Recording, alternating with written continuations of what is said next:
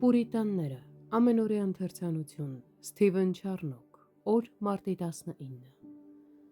Նա դարձյալ մեզ պիտի ողորմե, նա պիտի ոտնահարե մեր անօրենությունները, և մեր բոլոր մեղքերը դու կգցես ծովի խորքերը։ Միքիա 7:19 խոսք։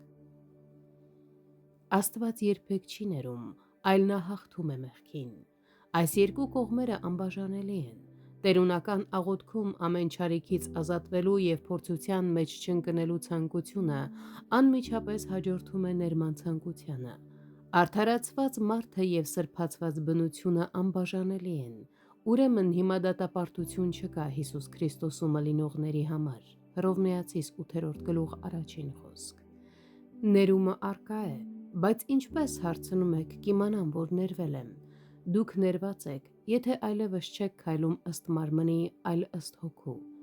Մենք երբեք անկեղծորեն ներում չենք ցանկանում առանց նաև մաքրագործում փափագելու, և Աստված երբեք մեկը չի տալիս առանց մյուսը պարգևելու։ Եթե դու բաժին ունես ներող Քրիստոսի մեջ, ապա անպայման կունենաս նաև սրբագործող հոգու ազդեցությունը։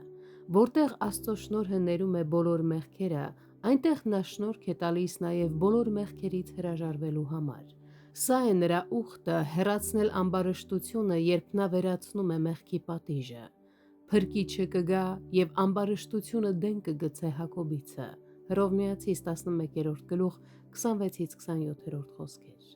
Աստծո շնորհքի կիրառությունները մեր վրա ուղեկցվում են նաև նրա շնորհքի ներգործությամբ մեր մեջ։ Երբ նա իր օրենքը դնում է մեր սրտի մեջ,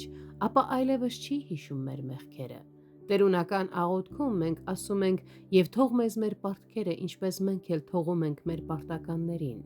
Մեր Փրկիչը մեկնաբանում է այս խնդրանքը ցույց տալու համար, որ ներում չի կարող լինել առանց այս ներման պայմանի։ Մատթեոս 18:23-35 խոսքեր։